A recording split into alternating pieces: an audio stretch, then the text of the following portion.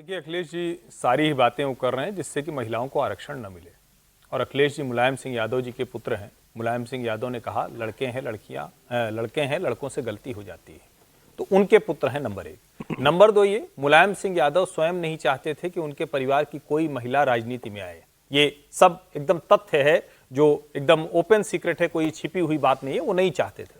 शरद यादव क्या कहते थे महिलाओं के रिप्रेजेंटेशन के बारे में, वो प्रकटी महिलाएं और क्या क्या टिप्पणियां, वो सबको ध्यान में है।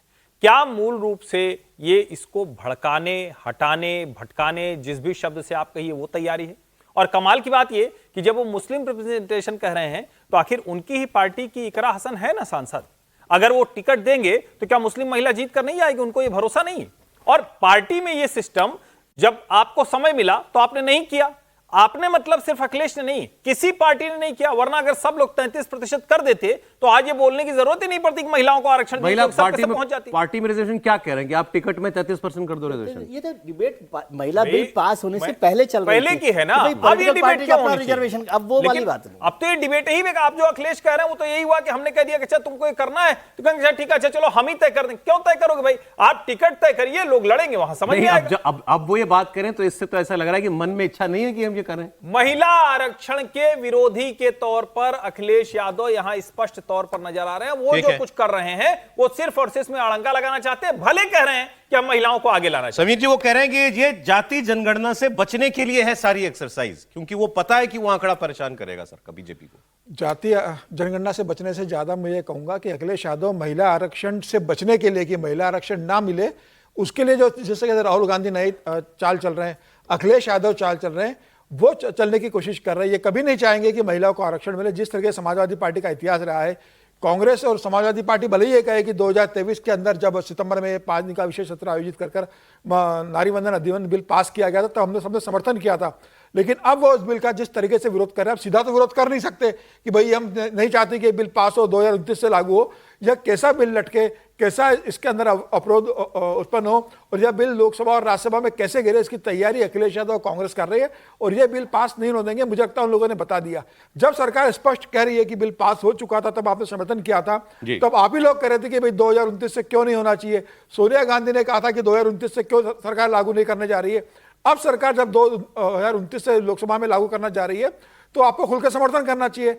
लेकिन चूंकि अब सरकार 2029 में कर लेगी तो पूरा क्रेडिट भारतीय जनता पार्टी को मिलेगा। भारतीय जनता पार्टी का संगठन इतना मजबूत है कि वो 33% सीटों पर अपने उम्मीदवार महिला तैयार कर सकता है। इनके पास है नहीं, तो ये लटकाने की कोशिश कर रहे हैं, मुझे लग रहा है। अब तो क्लियर है, ऑपोजिशन वोट तो नहीं फेवर में, तो वोट अभी तक तो नहीं लग रहा। फिलहाल तो लग रहा है कि वोटिंग नहीं करेंगे फेवर। वैसे तो कल वो ऑल पार्टी मीटिंग कह रहा हूं, विपक्षी दलों की मीटिंग खड़गे साहब ने बुलाई थी, उसमें क्लियर ही कर दिया था कि हम साथ नहीं देंगे। एक ही दिन मतलब पार्लियामेंट की एक ही सिटिंग में, बल्कि 2 घंटे से भी 1.5 घंटे में, 2 बजे जब मैं 1 बजे जब आए थे तो अखिलेश जी जस्ट बोले थे उस वक्त, जो अमित शाह जी के साथ उनके बहस हुई थी। 2 घंटे में अखिलेश यादव 2 बार मुस्लिम महिला आरक्षण की बात कर चुके हैं। सोचिए आप, आमतौर पे इतना खुलकर नहीं बोलते हैं, बचते हैं ये बोलने से, लेकिन इलेक्शन आ रहा है। अभी अमित शाह जी और इनकी जो हुई थी थोड़ा सा जो वाद विवाद, उसमें भी इन्होंने ये कहा था कि आप आधी आबादी में मुस्लिम महिला को नहीं मानते, और अब उन्होंने बिल्कुल खुल के कहा कि ओबीसी प्लस मुस्लिम महिला को आरक्षण मिलना। अमित शाह जी ने कह तो दिया सर कि सारी महिलाओं को आप मुस्लिम, बट मैं कह रहा हूं आप 2 घंटे में दूसरी बार उनके मुंह से पार्लियामेंट में ये बात सुन रहे हैं।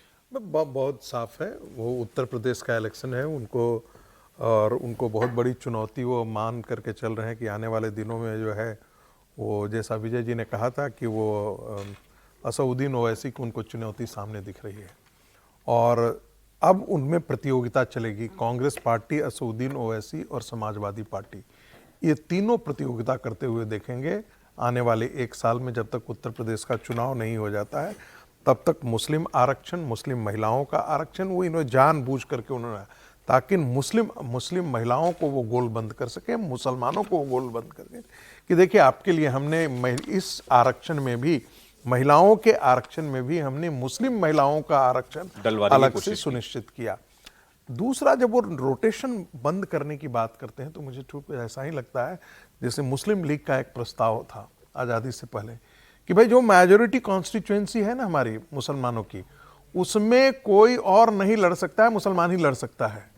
तो ये मानसिकता तो दिख रही है समाजवादी पार्टी के मुझे लगता था कि एक गंभीर चर्चा में गंभीर बात लेकर के आएंगे। और रसोई गैस से सिलेंडर तक चले आए, सारी चीज़ें लेकर के आ गए, महंगाई के मुद्दे को लेकर के आ गए। मुद्दा क्या था, बातचीत क्या थी, कहीं और जाकर के। इसमें कोई दो राय नहीं है कि यदि ये होता है जी। और विपक्ष को राजनीति करने का ये पूरा अधिकार है, उसे करना चाहिए कि हाँ भाई इससे भारतीय जनता पार्टी को बेनिफिट हो सकता है, डिलिमिटेशंस हो सकता है कि जो है वो भारतीय जनता पार्टी अपने सुविधा अनुसार करा ले, यानी कि उसको संस्थाओं पर विश्वास नहीं है। तो स्वाभाविक है कि इस प्रति प्रश्न तो होगा ना कि नेहरू जी से लेकर के श्रीमती इंदिरा गांधी तक जितने डिलिमिटेशन कराए थे अब सब अपनी राजनीतिक सुविधाओं के अनुसार आपने कराया था। आज जब भारतीय जनता पार्टी केंद्र में सत्ता में है और तब वो काम करने के लिए जा रही है, तब आप उस पर आरोप लगा रहे हैं कि आप तो संस्थाओं का दुरुपयोग करेंगे और डिलिमिटेशन करा करके हमारे संभावनाओं को आप खत्म करने जा रहे हैं। ये